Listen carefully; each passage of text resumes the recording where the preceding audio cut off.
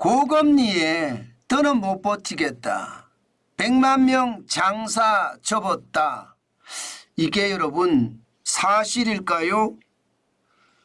100% 사실입니다. 지금 이 그래프를 보세요. 이게 국세청 그래프거든요. 국세청에서 실제로 내놓은 지표인데 2023년 98만 6천 명이 폐업을 했습니다. 당연히 역대 최고죠. 엄청난 최고입니다. 2019년에 92만 2천 명, 코로나 팬데믹 때도 89만 5천 명이었거든요.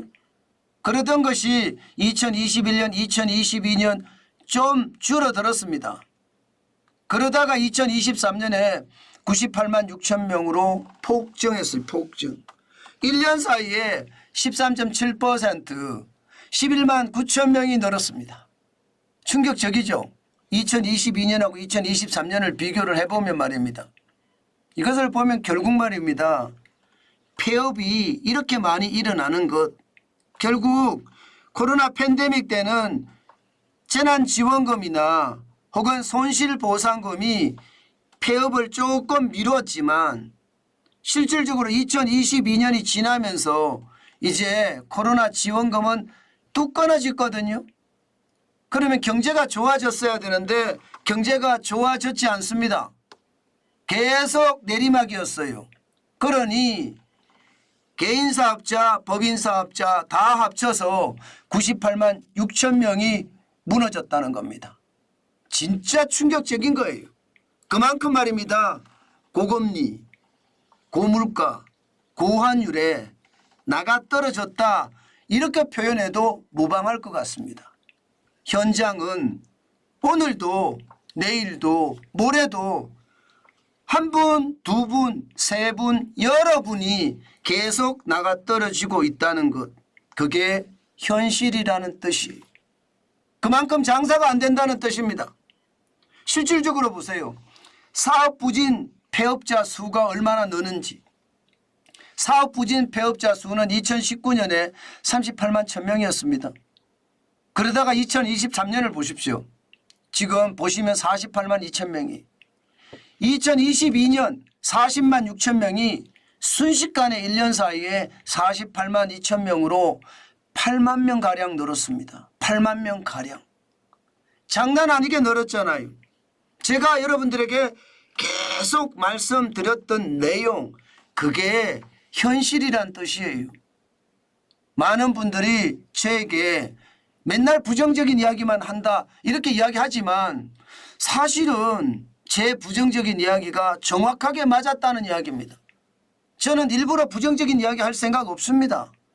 저는 일부러 긍정적인 이야기 할 생각 없습니다. 있는 그대로의 사실을 있는 그대로 여러분들에게 설명을 하고요. 그 있는 그대로가 앞으로 어떻게 변할지 전망까지 해주는 게 접니다. 저는 자존심을 팔고 하지 않습니다. 조회수 때문에 목을 매지 않습니다. 있는 그대로의 사실을 있는 그대로 항상 설명하고 있습니다. 그런데 그게 현실이라는 뜻이잖아요. 와, 저도 보니까 이 지표를 보면서요. 참 충격적인 지표가 터졌구나. 저는 그렇게 생각을 했습니다. 업종별로 한번 보실래요? 업종별로 보면요. 도소매업이 27만 7천 명으로 제일 많이 망했습니다. 이게 온라인을 한다든가 오프라인을 한다든가 물건을 파는 곳 말입니다. 의외로 음식점은 15만 8천 명으로 적습니다. 소매업이 완전히 박살난 거예요. 온라인으로 이게 연계가 되니까 온라인도 많이 망했고요. 경쟁이 심하니까 그죠? 여기다가 오프라인도 장난 아니게 많이 망했다는 뜻이에요. 소매업이 27만 7천 명까지 줄어들었으니까.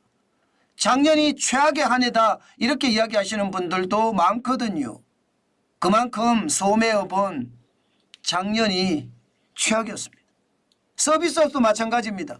21.8%. 야, 서비스업이 줄어드는 것은 의외죠. 그죠? 그런데 이게 전망이나 추측이 가능한 게 저만 하더라도 이발하러 가는 거 말입니다. 이게 한 달에 한 번, 뭐 3주에 한 번 가던 거를 요즘 같을 때는 뭐 한 달, 보름 내지는 두 달 만에 한 번 가는 것 같거든요. 그러면 서비스업에 종사하는 사람들이 어떻겠어요? 쉽지 않죠. 요즘 사우나를 가보면요. 사람이 확 줄었다고 합니다. 그만큼 말입니다. 안 가요. 찜질방이요? 옛날 같지 않다고 해요. 옛날에는 사람들이 있어 좋았다 이건데 코로나 팬데믹이 지나가면서 사람들이 있는 게 불편합니다. 그러니까 찜질방이나 이런 데는 가스비나 전기료나 이게 다 올라갔잖아요. 인건비까지 다 올라갔습니다. 그런 상태에서 손님까지 적으니까 폐업하는 사람들이 많을 수밖에요. 음식점이야 15만 8천 명 제가 당연히 이야기했던 거고요. 부동산 임대업도 9만 4천 명이에요. 이거 심각하죠. 건설업은 4만 9천 명이지만 이게 다리가 큽니다. 건설업은. 지금 건설업은 4만 9천 명이라고 해도 지금 줄줄이 망하는 거. 지방에서부터 망하 지방에서부터. 지방의 전문건설사, 지방의 종합건설사, 중앙의 종합건설사, 중앙의 전문건설사 이렇게 줄줄이 무더기로 망해가는 것. 그것이 폐업의 어떤 최악의 상황. 쓰나미처럼 폐업이 몰려온다. 그 말이 여러분 전혀 틀리는 말이 아닙니다. 아직까지 이 상황은 계속되고 있다 이 말이에요. 실질적으로도 보시면 말입니다. 직원을 둔 자영업자는 전년 대비해서 3만 4천 명이 늘어서 145만 명이 됐습니다. 그런데 이 145만 명이라는 숫자도요. 2018년에 165만 1,000명에 비하면 터무니없이 적죠.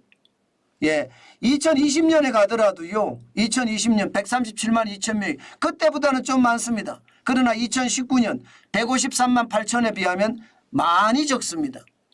많이 적습니다. 그 정도로 말입니다. 좀 규모가 있다고 하는 직원을 둔 자영업자들의 상황이 그만큼 열악하고 어렵다 이런 얘기예요. 그러면 여러분 직원을 준 자영업자들의 상황이 어렵다? 그러면 나홀로 자영업자는 어떻게 될까요? 나홀로 자영업자는 진짜로 어렵습니다. 그냥 막 줄줄이 망해요. 전년 대비하면요.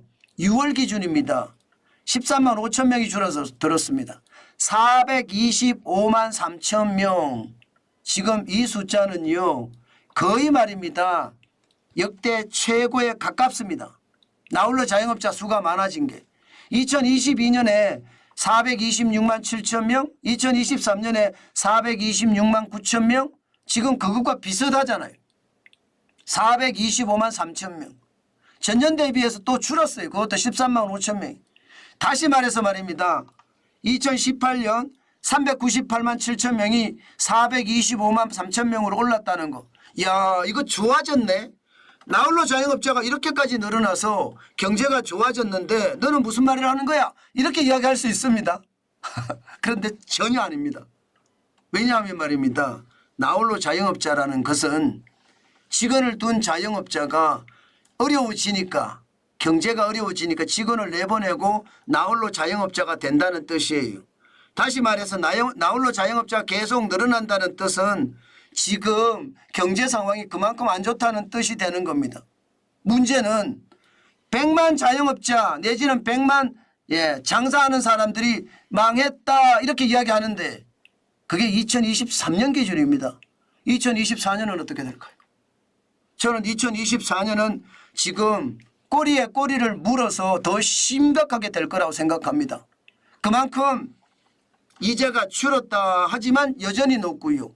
물가가 내렸다 하지만 여전히 높습니다. 환율이 떨어진다 하지만 여전히 높아요. 계속 고공행진이고요. 심각하게 저희가 느끼는 것은 지금까지 말입니다. 2020년 후반부터 이게 물가를 올리는 것 내지는 금리를 올리는 것 내지는 환율이 올라가는 것 켜켜이 쌓였습니다. 켜켜이. 이게 사라지고 완전히 2020년 초반 수준이 된 게 아니에요. 2020년 초반 수준에서 쌓이고 또 쌓인 거예요. 이렇게 쌓인 물가나 이렇게 쌓인 금리나 이렇게 쌓인 환율은요. 결국 장사를 하지 못하게 막고 있다는 뜻이에요. 왜? 소비 안 합니다. 여러분도 알다시피 소비할 여력이 없어요. 뭐 지갑이 텅텅텅 비어있는 상태에서 어떻게 소비를 합니까? 이자를 내기도 버거운데 게다가 앞으로는 그 상황이 나빠지면 나빠졌지 좋아질 것 같지는 않아요. 그만큼 말입니다. 상황이 어려워진다 이렇게 이야기합니다. 왜? 여러분 경제성장률이 2분기에 지금 예측치가 0.0%입니다. 경우에 따라서는요. 해외 기관, 해외 투자 은행들은요. 대한민국의 경제성장률 전망치 2분기를 마이너스 0.2%까지 보는 경우도 있습니다. 물론 좋게 봐서 0.1% 성장한다고 보는 경우도 있고요. 이랬던 저랬던 말입니다. 작년에 0.6%, 0.6%, 0.6% 이렇게 성장하다가 1분기에 1.4%씩 훅 성장을 하더니 2분기는 완전히 꼬꾸라진다는 이야기인가요? 그러면 여러분 그만큼 말입니다. 우리 경제 상황은 저는 더 어려워진다예요. 지금보다 더 좋아진다가 아니라 지금보다 더 어려워진답니다. 그만큼 상황이 굉장히 나빠지고 있다는 것 지금 현실에서도 드러난다 이렇게 보입니다. 와 여러분 말이 100만 자영업자 100만 법인기업 망했다. 이게 자영업자고요. 법인하고 다 합쳤을 때 100만이잖아요. 이렇게 망했다. 이것은 여러분 진짜 엄청난 겁니다. 엄청난 겁니다. 여러분들 중소도시의 전체 인원이 10만이 안 되는 경우도 많습니다. 10만이 안 되는 경우도. 그러면 중소도시 10개면 엄청나잖아요. 여러분. 그죠? 10개가 지금 망했다 이렇게 생각하면 단위 면적당으로 보면 엄청납니다. 그 정도로 말입니다. 많이 망했다는 뜻이에요. 와, 참 제가 봐도 심각하다 이렇게 느껴질 정도로 말입니다. 그 정도로 말입니다. 상황이 지금 진짜 어렵다는 겁니다. 좋아져야 될 텐데 좋아져야 될 텐데 이렇게 말들은 하지만 사실 좋아지기가 아직까지는 힘든 상황입니다.